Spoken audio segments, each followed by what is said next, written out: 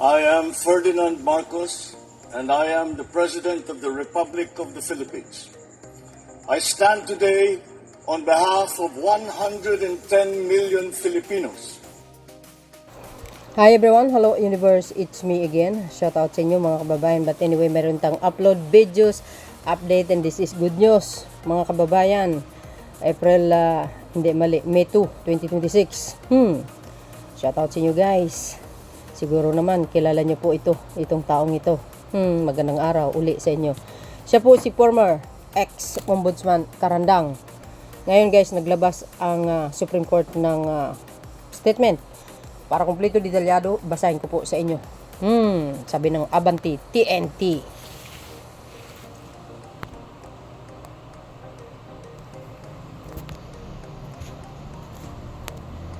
Sabi dito, Supreme Court ipinawalang bisa pagsibak kay ex-overall Deputy Ombudsman Carandang. Agay!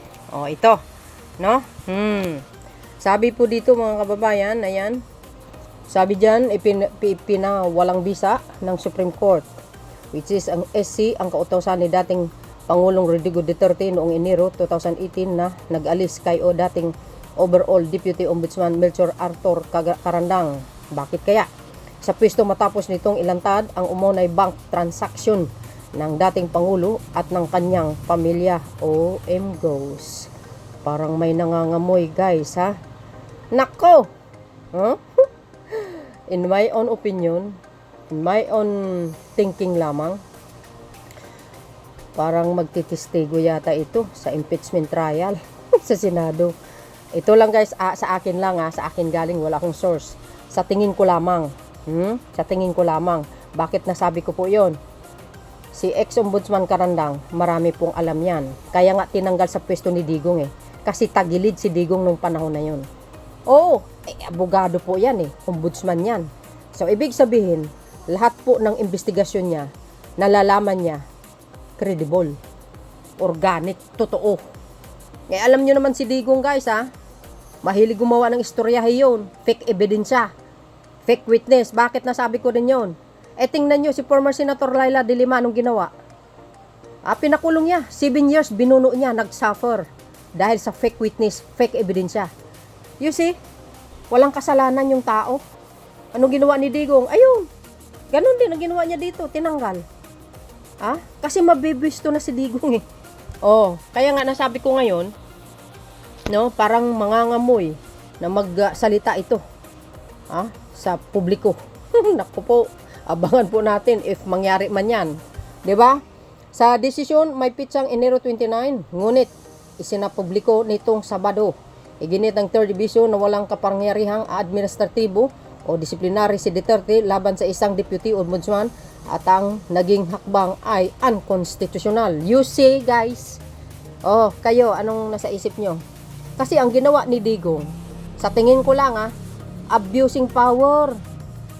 Iniligay niya ang batas sa mga kamay niya. Siya ang batas nung panahon. Kasi kayabangan niya, feeling niya dahil presidente siya. Kaya ang batas nasa kamay niya.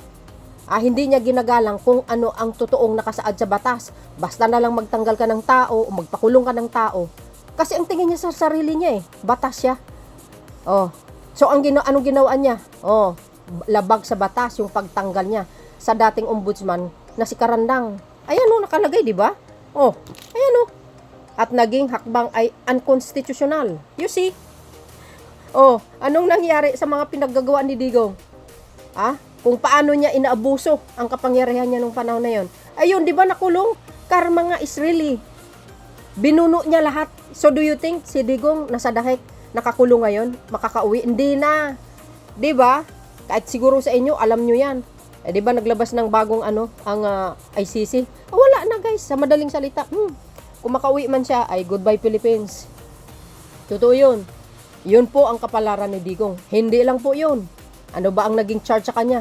Crime against humanity. Yan ang kapalit ng mga ginagawa niya sa kapwa niyang Pilipino nung panahon na yun. Mga kababayan, hindi lang po siya. Baka may susunod. May susunod, sa totoo lang. Magsasuffer silang lahat dahil sa mga pinaggagawa nila sa kapwa nilang Pilipino. Nakaalam mo sila sila ang batas. Pero hindi, batas pa rin ang kumikilos sa ngayon. Tingnan nyo, ang anong nangyari. 'Di ba? Sa panahon ni PBBM, absuelto lahat ng pinakulong ni Digong. Oh, nung ginagawa niya ng kaso. Tulad niyan, si Mr. Karandang, si ex-ombudsman, ayun, pinawalang bisa. Ang kautusan ni Digong para alisan siya sa pwesto. Wala siyang kasalanan. Ginawa niya lang ang kanyang trabaho bilang ombudsman nung that time dahil lumalabas na ang katotohanan. Oh, 'di ba? Ganun din sila dilema, guys. Panahon ni PBN, mabswelto sila. Ganun. Kasi ako, sa tingin ko lang yan si Digong, wala naman talaga siyang sapat na experience mamuno ng isang bansa. Ang nababagay lang sa kanya, isang barangay lang. Bakit nasabi ko rin po yun? Kung maganda ba ang kanyang pamumuno, nakulong ba siya? Supposed to be not. Dahil magaling sa mumuno, pero dahil hindi siya magaling mamuno, kulang sa pamalalakad or kulang sa experience, kulang siya sa pamamaraan, mga good ideas, 'di ba? Sa mga magagandang programa, wala. Hindi tulad ni PBBM, magaling talaga sa totoo lang. Wala siya sa level sa pamumuno ni Pangulong Marcos Jr.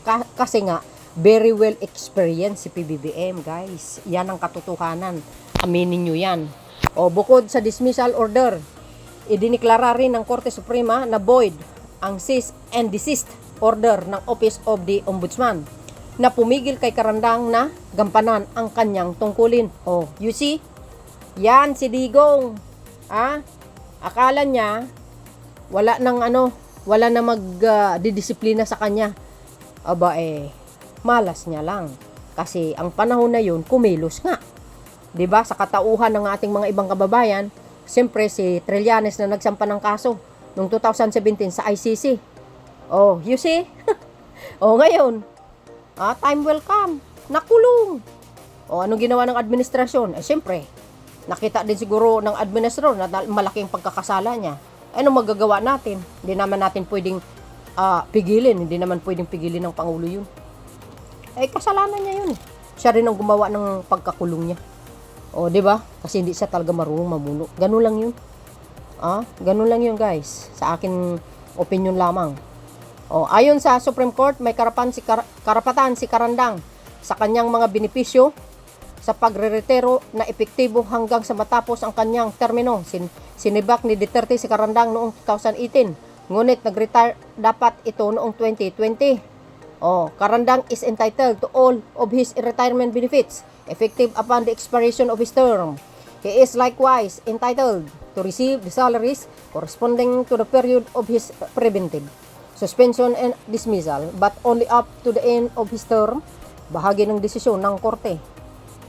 Well, palagay ko para sa akin naman, nararapat din naman makakuha siya ng serbisyo or retirement, mga kababayan. Kasi naman, wala naman talaga sa pagkakasala. Kung pagsusumahin nyo ang nangyayari, kung paano siya tinanggal, kasi nga, dahil dito sa mga, may tinatagong yaman ni Digong, na ayaw niya maisiwalat, na lagi niyang pinapalabas, wala daw siyang pera. Maniwala kayo, kwento niyo sa pagong napanot. Di ba? Hindi naniniwala nga ang mga mamamayang Pilipino, hindi BBO para hindi nila alam ang katotohanan. Di ba, sabi ko 99% mga kababayan. Sabi ko 99% majority ng Pilipino nasa social media, kaya alam ng mga majority ng mga Pilipinos kung sinong nagtatrabaho, kung sinong nagsasabi ng totoo. At alam din ng mga Pilipinos ngayon kung sino ang salot sa lipunan. Yan ang katotohanan, sa totoo lang. Well, para sa akin, congratulations kay ex-ombudsman Karandang. So I hope, mga kababayan, base sa aking nakikita, nangangamoy witness. Guys, sa totoo lang naman, maraming alam ito, guys. Maraming alam ito. Siyempre, ombudsman ito. Kaya alam niya kung ano ang totoo. Tungkol dyan sa ill-gotten wealth ni Digong. Di ba? Tingnan nyo si Sara Duterte. 6 billion ang transaksyon sa bangko. Di kinaloka. Sabi ng AMLA. Dyan sa House Committee on Justice. Hindi pa tapos ang laban. Baka mauubos ang mga yan. Makulong sila. Dapat lang. Kumbaga, pagbayaran nila yung mga pinaggagawa nila sa mga kapwa nila. Oh, 'di ba? Sabi ko nga, si Digong walang sapat na kakayahan para mamuno ng bansa. As in, palpak eh. Bakit nasabi ko na naman? Tingnan niyo yung mga proyekto ni Digong nakatingga, poste lang.